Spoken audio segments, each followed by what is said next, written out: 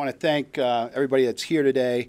I want to thank the co-sponsor of this legislation in the Senate, Patty Ritchie.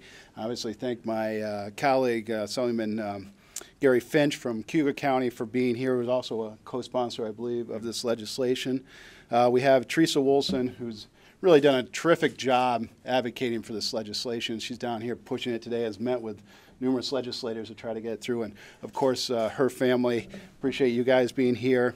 We also have representatives from Poison Control. We have Michelle Kaliva. Yeah, is that right? That's right? All right, Michelle, thanks for coming. And we have Lee Livermore, who's the public education coordinator, who also came to our press conference we did back in the district and did a terrific job articulating some of the issues we have with synthetic drugs. So essentially, I got involved in this issue maybe 3 or 4 years ago because of Oswego County and specifically in the city of Oswego. For whatever reason, it seemed like that was somewhat of a ground zero for synthetic drugs.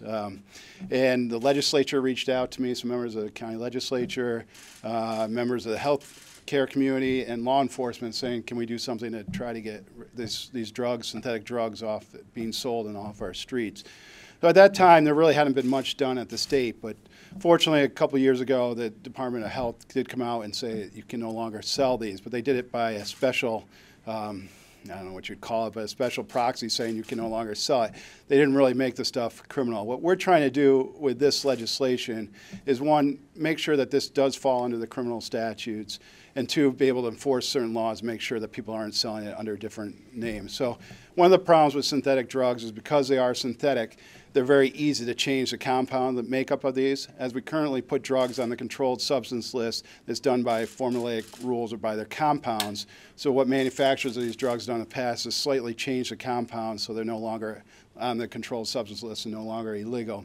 What we try to do in this legislation is address that by giving the power to the Commissioner of Health to put certain substances on the controlled substance list without having to get legislative approval of doing that.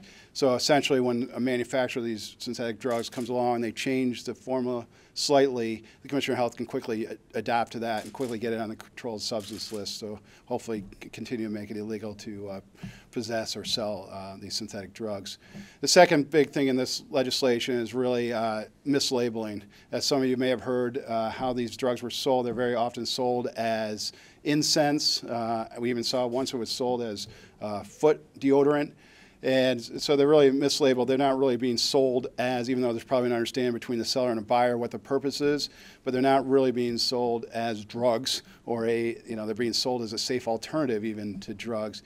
So what this would do is allow the public to come in, if they see this mislabeling of these products, to come in and petition the Attorney General to come in and say this was a mislabeling. The Attorney General would then be empowered to come in and get an injunction against whatever store shop was trying to sell these and get them to take off the shelf. And also they're able to put criminal sanctions against the seller on those. Those are really the two major points of these bills. We've come a long ways in 2 years.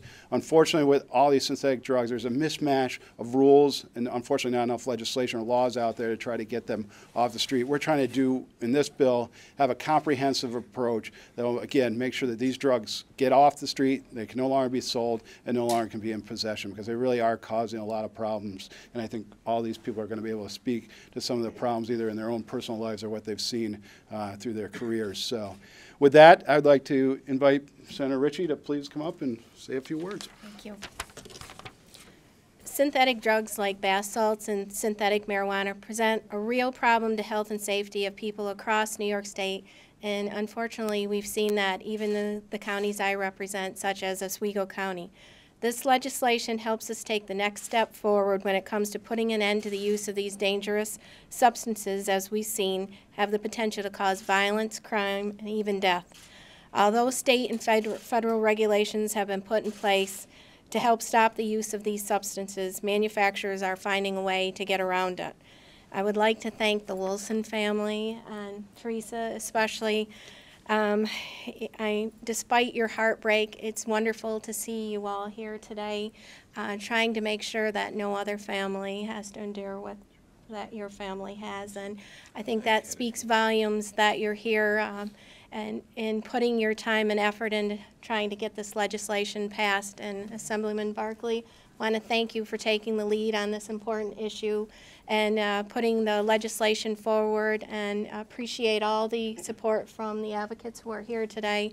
And together, hopefully, we'll be able to do something about this dangerous issue. Thank you. Thanks, Senator, and thank you for your advocacy and support of this in the State Senate. Next, we have Gary Finch, who's Assemblyman from Cuyuk County. Just briefly comment on this. This is a very serious and pervasive problem we have across central New York, probably all of New York State. And we need to control it in some way to keep it out of our schools, keep it away from our children. I also want to acknowledge the Woolson family. It takes an enormous amount of courage to be able to fight this battle and step forward. You lay yourself right on the line as well, and also it can be unrewarding for a period of time. You got to be tenacious about this. This bill may take 3 or 4 years to get through. Hopefully, with Will Barclay and Senator Ritchie, it'll be much briefer, and the governor will sign it into law. But you have to be tenacious, and you are, and you're courageous, and we thank you for that. Thanks, Gary. Also, I should just mention Assemblyman Bob Oakes is a co-sponsor of this bill. I think Senator Valesky in the Senate is also a co-sponsor. They both were going to try to be here, but they couldn't because of scheduling conflicts. Next, we have Teresa Woolson, who we've mentioned, whose son, Victor, was tragically died under the influence of synthetic drugs. But Thank you for being here today. I do want to point out that synthetic drugs are certainly not a safe alternative to drugs. They're actually poisons, like poison sprayed on leaves, which is what my son bought as incense. My son was attending a local community college for a career in criminal justice. He was 19 years old. He's funny, smart, a joy to be around. He had a very bright future that was taken away. He had a fatal reaction to smoking a synthetic product being sold as incense. The mislabeled product contained poisons sprayed on leaves, and these poisons must be removed from the shelves of stores, and laws in place to prevent this type of tragedy from happening over and over. It's in the news almost weekly. I find articles on more people being hurt and killed by these drugs. Victor was my only son, the baby of the family. His initials are VOW, and since his death, we've vowed to help save lives. We hope you'll all support this legislation. Thank you. thanks again, Teresa, for coming. And I just can't emphasize enough how important it is that you're here and be able to have the courage to come forward and try to advocate for this piece of legislation. Next up, we have Victor's sister, Sarah, and I killed this name 100 times, so you're going to Gauger. So I apologize, Sarah, for butchering your name every time I introduce you, but thanks for being here. Thank you. Hello, my name is Sarah Gauger. I'm from Oswego, New York. I'm a married mother of 2 beautiful children, daughter to Teresa, and I was Victor's sister. My brother was born July 19th, 1993, and I was 8.5 years old. I watched him grow up to be a wonderful, handsome, intelligent, well-rounded young man, and I was very proud of every one of his accomplishments, like eating solid food, learning to ride a bike, getting a prom date, 4 years of junior ROTC, graduating high school with an advanced Regents diploma, being accepted to and attending college, and being employed for his first job. We spent countless hours together playing games, and I could go on and on forever. I can't explain enough how wonderful a person he was. He was an incredible son, brother, nephew, uncle, and friend. He watched my children for me when I needed, and they loved having him there. My brother made one poor choice to let someone in his college parking lot use his car to smoke a product that they had bought in the store down the road. Victor ended up experimenting with this store legal bought product and became addicted himself. They were selling it in the same store that you would buy tobacco. You could buy it at a gas station, and a lot of times employees would explain to customers how to smoke it. My brother's addiction became apparent. When discussing the harms of this product, he didn't or couldn't understand the lethal and debilitating effects that it had on the human body. He would reply with things like, "It's legal, I'm being safe, I'm not driving under the influence, and I'm using it in moderation, and I'm only doing what I can handle." He couldn't comprehend that it was made to hurt people. How could that be when they're selling it legally in stores? In March of 2012, my brother used synthetic drugs and didn't come home that night, which was not like him at all. We had a nationwide search for him and countless hours of waiting and hoping, and he was located in Cooperstown, New York, a place that, as far as I know, he has never been. He was then admitted to a hospital there to detox since he was showing symptoms of severe mental illness and dangerous erratic behavior as a direct result of synthetic drug side effects. While there, he didn't understand the reality of the grave situation he had put himself in. He told me that he loved me and he wanted to come home. He told me he would not use these drugs again, but with any addiction, it's not that easy, and the issue did not end there.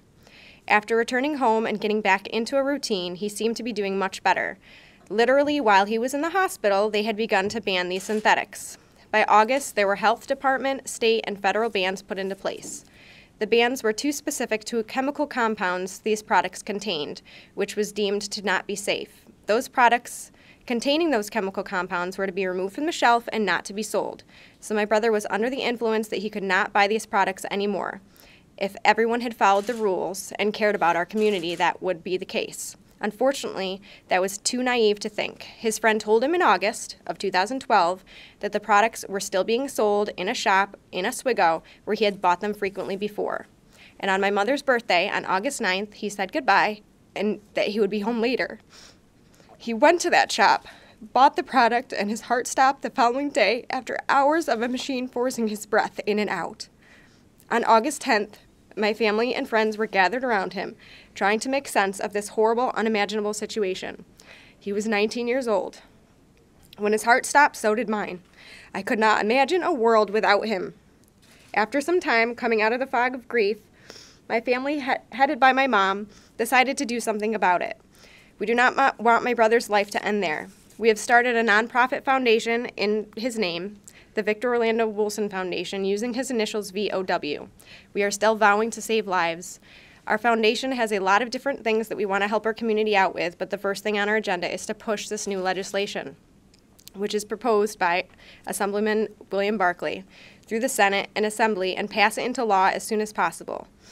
This new bill will help law enforcement. It will help parents. It will save lives. A few days after my brother bought the lethal dose of synthetic marijuana, the very store that he bought it from was raided, along with every other smoke shop in our city, which was August 17th, 2012. Charges were filed that day for some of the owners and employees, but not at the shop that he purchased his last package. But they removed products from that store to be tested, and the police chief was quoted as saying that it would take at least a few weeks before they got results back. A few days shy of a year later, the police arrested that very store owner. It took 360 days to get positive results back. This scum had 360 days to figure out how to get more of this product and sell it underground or go back into the store for all we know. He had 360 days to hurt, disable, or kill more people. We are now into March 2014, 19 months after my brother died, and we still do not have justice, and we are only tiny steps closer to our goal. We have helped push local legislation, and now we are here to get the state aboard. We do not want others to have to go through the loss that we have suffered.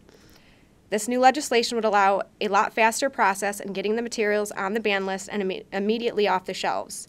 A year waiting for results is too long. In a year, there are new packages and new chemical compounds being sold and marketed to our youth. Our Oswego County Sheriff, Ruel Todd, spoke at Barclay's conference alongside us in May of 2013 regarding this new legislation. He said that people do not understand that there are dangerous people out there who want to make a buck and not have to work for it and prey on the vulnerable. I wish my brother had the chance to see what we know now and all that we have done. I heard last fall that they were selling these products again, and I inquired about it to an employee, and she gave it to me, while the other employee explained to me that it was the new synthetic marijuana. The product that I bought was called Hitman, and there's actually a picture of it on our back table. They only took cash, and there was no tax on the product, and I did not receive a receipt. When checking with the police in our area, they said that they had already had that product and that they were waiting on lab results. The test came back as being negative for the banned chemical compounds. That package did not say not for human consumption, as the earlier ones used to skirt the law. This package said, these statements have not been evaluated by the Food and Drug Administration. States that it is not chemically treated and only for entertainment purposes only. This one gave directions of how to use it. Add a pinch to your favorite smoking device and enjoy a calming, not calming, misspelling, euphoria, and relaxation. but the police can do nothing about it. The side effects of these poisons sprayed on leaves are dangerous to those using them and to those who come in contact with them while under the influence. During that same May press conference, the sheriff also stated that the police approaching a scene put themselves in danger because of the user's erratic behavior. Users can hallucinate, become extremely agitated, paranoid, and violent, and sometimes for days. Those under the influence have a terrific ability to mask pain and can withstand pepper spray and taser guns. Medical professionals are having a difficult time treating user symptoms because the chemical makeup of these drugs are like playing Russian roulette with your life.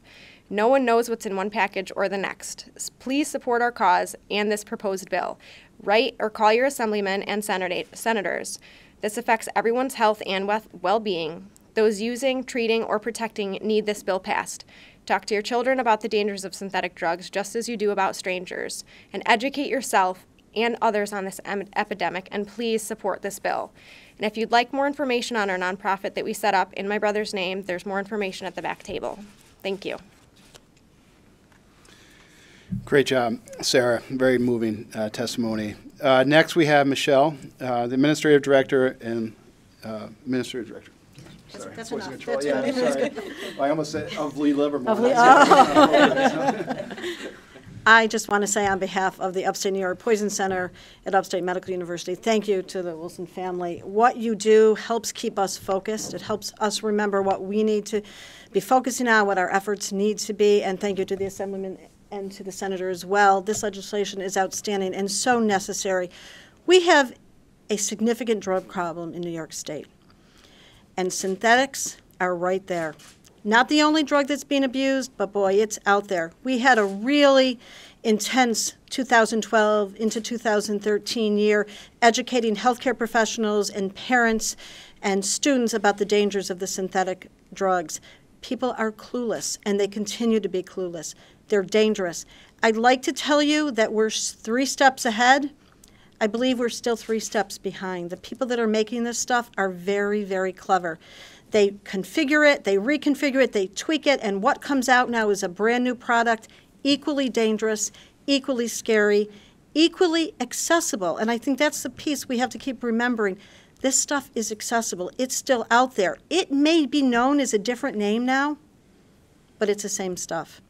And it causes terrible, terrible consequences, long-term consequences. We don't even know what the folks that have abused these drugs in 2012 and 2013 that have survived, we don't know what the long-term effects are. This legislation is imperative, and again, I thank all of you for your efforts moving this forward. Thank you very much, Michelle. And last but certainly not least, we have Lee Livermore. Thank you very much for the opportunity to be here.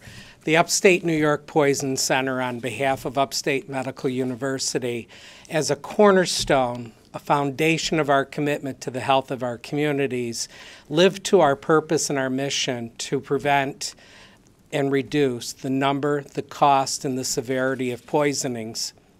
The faces of drugs have changed. In case you haven't seen them recently, they look like this.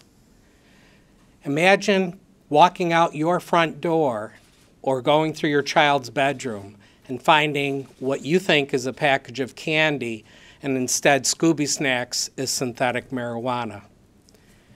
What can we do? We can educate our family, our neighbors. We can strike up the conversation. We can let everyone know the deep ramifications of these drugs. It's not just the front line of a story, a tragedy that happens to someone else, but it's the deep impact financially, emotionally, and physically on our communities, from addiction to treatment to medicine. Each and every one of us has a right and a responsibility to make a difference. And today you have witnessed the stories and the purpose and the meaning.